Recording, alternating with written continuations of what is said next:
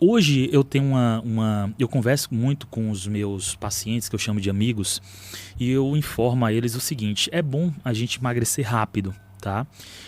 Perdas mais rápidas, elas proporcionam maiores benefícios, Sim. tá? Motivam mais, elas modificam muitas vezes a trajetória daquele paciente. Por exemplo, eu já tive pacientes que já emagreceram comigo 63 quilos, né? Sim. E no início a gente teve uma perda tão muito, rápida, muito peso. 3 quilos, Esse paciente, inclusive, queria fazer a cirurgia bariátrica, acabou desistindo. E no início a gente teve uma perda tão rápida que ele se motivou no processo. Sim. Então ele mudou o estilo de vida, ele melhorou os hábitos. Então essa redução rápida do peso é muito boa. Só que a gente não pode comprometer a nossa saúde nesse processo de perda rápida e nem a massa muscular. Então, aquilo que eu falei da memória do peso, de tudo mais, do aumento do apetite, da redução do metabolismo, isso acontece de maneira mais intensa, certo? Mais abrupta, assim, vamos dizer, quando você perde músculo. Sim. Então, quando você faz uma restrição muito grande, você acaba retirando proteínas, acaba perdendo massa muscular, pode ficar com aquele aspecto mais envelhecido, pouco saudável. Sim. E esse é o risco. Esse aí é aquela pessoa que vai recuperar o peso mais rapidamente, tá? O que eu sempre falo também é que a gente precisa dessa perda rápida, mas a gente precisa avaliar exames, observar aquele paciente no longo prazo. Porque, às vezes, uma perda rápida pode desencadear outros problemas, como cálculo na vesícula, que a gente tem que ficar atento. Inclusive, pessoas que já têm cálculo na vesícula, que a gente chama na medicina de colelitíase, a gente tem que ter atenção, porque esse cálculo pode migrar e provocar uma colecistite. Então, a gente tem que ter um acompanhamento bem adequado. Quando você falou aí do teu desafio, né? Isso é o que eu recebo muito lá na clínica, tá? E assim... Vai me receber lá também. Pode vir que a gente recebe. Vê se resolve esse negócio. Mas eu digo o seguinte, a gente vive, na verdade é um grande professor que fala isso, a gente vive numa sociedade obesogênica hoje em dia. Então a gente tem os alimentos de forma prática na nossa casa, a gente consegue receber sem precisar caminhar muitos quilômetros, né? A gente hoje tem elevador, tem carro. Então esse ambiente todo proporciona esse aumento de peso. Os Estados Unidos, por exemplo, está vivendo um problema seríssimo lá, porque lá tem os super obesos, né? A população está bem acima do peso e isso tem interferido nos custos da saúde do próprio país. Né? Então, o Brasil, na verdade, ele só perde para os Estados Unidos em relação à cirurgia bariátrica. Hoje ainda os Estados Unidos está acima, mas em breve talvez a gente deva chegar próximo. E é Brasil e Estados Unidos ali lado a lado.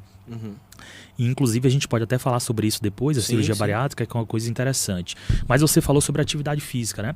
O que a gente tem hoje de evidência? A gente tem hoje que o ideal seria pelo menos 200 minutos por semana. Então, se você faz aí 60 minutos 3 vezes por semana, você estaria próximo desse valor. Mas ainda a gente teria a consideração o conceito de sedentarismo. Então é interessante muitas vezes chegar pelo menos próximo desse nível, mas às vezes, Denilson, eu sugiro para alguns pacientes meus não começarem de tal forma. Tão intenso assim, né? Tão intensos. Por quê? Às vezes essa pessoa é aquela que não teve o hábito de fazer atividade física durante a vida, pode estar com o joelho comprometido, tornozelo comprometido, então a gente começa a dar pequenos passos. Por exemplo, eu tenho um exemplo muito bom em casa, que é a minha mãe, que emagreceu comigo bastante, quase 17 quilos. A mãe tem que ser um exemplo. Tem que ser, E ela tem alguns problemas ortopédicos e a hidroterapia foi a opção que a gente viu para ela, nesse sentido. Ela faz o pilates ali dela, faz atividades menos intensas, mas que vão ajudar.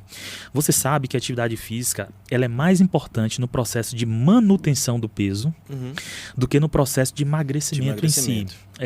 A gente tem duas fases no processo de perda de peso. A fase 1, que é quando a pessoa chega ao peso ideal dela.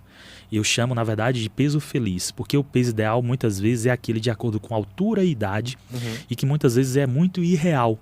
É muito longe do que o paciente quer. O paciente não quer aquele peso às vezes. Vai ficar muito emagrecido, não gosta.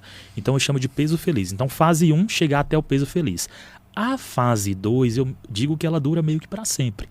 Porque é a manutenção do peso. Então, se o paciente para a atividade física, começa a dormir mal, começa a aumentar o consumo de álcool, muda muito o estilo de vida, ele vai recuperar o peso. E eu gosto de fazer uma analogia, aquela câmera ali tá me pegando, né? De frente. Pô. Pronto. Essa daí é pra você mandar o recado. Só para finalizar aqui, para até não me delongar muito. Não, fica à vontade. A casa hoje, o assunto aqui pode ficar à vontade. Pertinente, né? Sim. Eu faço uma analogia como se o processo de perda de peso fosse uma mola, tá? A gente tem uma mola totalmente aberta aqui. E quando a gente vai perdendo peso, essa mola vai sendo comprimida, tá? Quando a gente chega no peso feliz, né, que eu digo que é o peso que a pessoa deseja, essa mola ela tá bem comprimida. Ou seja, a força que a gente imprimiu no começo é menor do que a força que a gente está imprimindo aqui. Só que, qual é a tendência da mola voltar. Tá? Então, os esforços que nós temos que fazer... Pela força aqui, dela, né? Pela força dela. É algo natural, é algo fisiológico, como o nosso próprio organismo. Então, se essa força que está sendo imprimida aqui, ou impressa talvez, ela não for suficiente, a mola vai voltar. Só que, muitas vezes, esse é o famoso efeito sanfona. Né? Quando a pessoa emagrece, mola comprimida, e volta a ganhar peso, não volta exatamente para o início. Volta um pouquinho mais. É a mesma coisa da mola. Então, a gente precisa comprimir essa mola, ou seja, chegar no peso ideal e manter. O corpo demora, em média, 1 ano e meio para se adaptar ao novo peso. Ou seja, essa memória que eu falei, que ele sempre tem do peso máximo, tá? Vai existir sempre, só que ele cria uma nova memória com mais ou menos 1 ano e meio de manutenção. Então, hoje eu tenho vários pacientes que emagreceram 40 quilos, 30 quilos, 60 quilos, que conseguiram manter o peso após 1 ano e meio, e essas pessoas dificilmente vão voltar a ganhar peso. Porque a gente conseguiu dar uma nova memória a esse hipotálamo, que é a região onde regula o peso, o centro, né, do controle do peso. Entendi.